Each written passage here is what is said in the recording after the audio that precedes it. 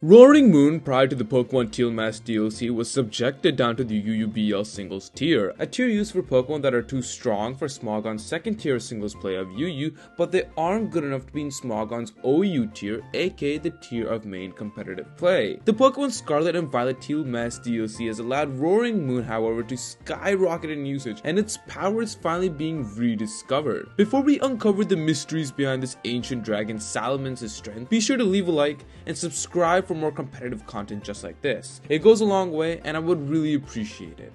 One of the reasons for its struggles could be blamed on Baxcalibur. Baxcalibur previously was such a hard counter to Roaring Moon, since 1, it is an ice type, and 2, it was overall a better Dragon Dance user because of its ability of thermal exchange and its ability to also abuse snow in its bulk before and after the Teal Mask DLC. Once it got 1 Dragon Stance, Loaded Dice, and Icicle Spear, and later on Scale Shot pretty much called the rest of the game. In terms of raw power as well, Baxcalibur was just an overall better mod, being cited as having no real significant counters. Roaring Moon, on the other hand, did have significant counters like Enamorous, or was just being outclassed by other dark types like Kingambit, so thus it wasn't really classified in that position of where a dragon type with no real significant counters. You can put Baxcalibur behind its much better bulk compared to Roaring Moon as well, and in terms of an argument, there was none for the better Dragon Dance user. And in terms of dark type Pokemon, its stabs of Crunch and Throat Chop was severely lacking compared to a Pokemon caliber of Kingambit. Kingambit is the #1 Pokemon in the tier primarily because of Supreme Overload and Sucker Punch strategies. It is in theory had no room in the OU tier as a dragon type or a dark type Pokemon. Both Baxcalibur and Kingambit outclassed it heavily, and its usage stats tell the tale for itself. Roaring Moon was good, but in terms of an argument to have a legit place in OU, especially since things like Enamorous was running around as well, it was pretty hard. The DLC, however, has gifted Roaring Moon with 2 significant buffs. The first one has to be the addition of Knockoff. Finally, it has a powerful dark type stab move that can blow through bulky Pokemon like Clefable, Dondozo, etc., make it noteworthy as a usable dark type Pokemon. Knockoff has already been one of the best moves you can have in this game, and with its limited distribution as well, there are bigger eyes looking at Roaring Moon as is one of the few Pokemon Knockoff that is pretty much viable in Generation 9,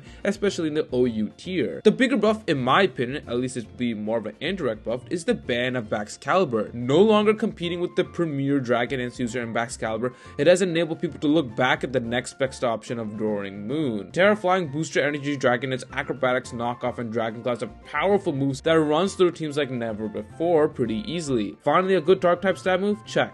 The best Dragon Dance user? Check.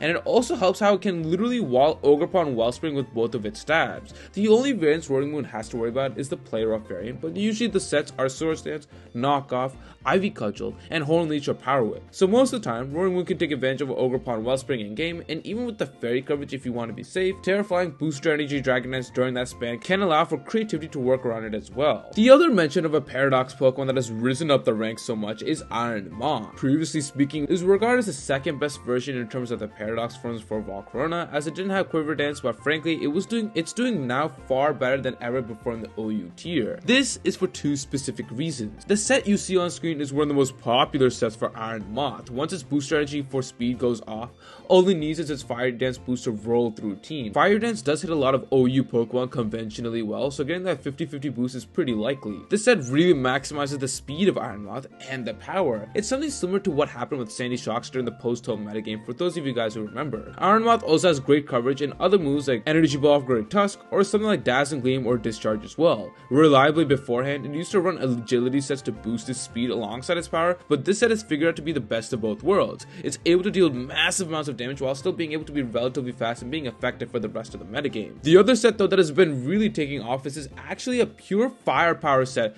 that boosts its special attack stat as well with booster energy. Now, yes, I know, it's a bit unconventional to talk about pure firepower when the issue with this one, like I mentioned literally mere seconds before, was speed. But it's actually able to abuse Sticky Webs thanks to Ribombee and Good as Gold, which are topics I will touch on a later date. But with Sticky Webs around, now Iron Moth can be the fastest Pokemon on the field while maximizing its special attack capabilities. With that in mind, there's no really need for booster energy speed variations, as now Iron Moth with its ridiculous power can have a 1.3 multiplier stacked on top of it as well to make it a real problem for the opponent. This gives way to run moves like Flamethrower, Flamethrower or Fire Blast since you will already have the boost, although getting additional boost from Fire Dance as well makes this an elite offensive Pokemon unlike we've seen thus far in the Gen 9 Teal Mask DLC metagame. It really benefits from Ribombi's presence, a sentence I never thought I would be saying. Iron Moth has now lived up to its Paradox expectations, and it really feels like on the other tier with Iron Valiant and Roaring Moons in terms of viability, which is clearly shown in the usage stats as well. For the most part, I believe Iron Moth is one of the few Pokemon that can hit everything in the tier for super effective or good powerful neutral damage from its stabs or coverage moves, except for something like Toxapex, but that Pokemon has its own dilemma at the moment anyways before it can even be talked about in that same echelon. Let me know in the comments below what you guys think of these Paradox Pokemon and their incredible rise, and thank you to my members for their incredible support. If you guys wish to support me even further and get access to exclusive perks, be sure to become a member here today over on Patreon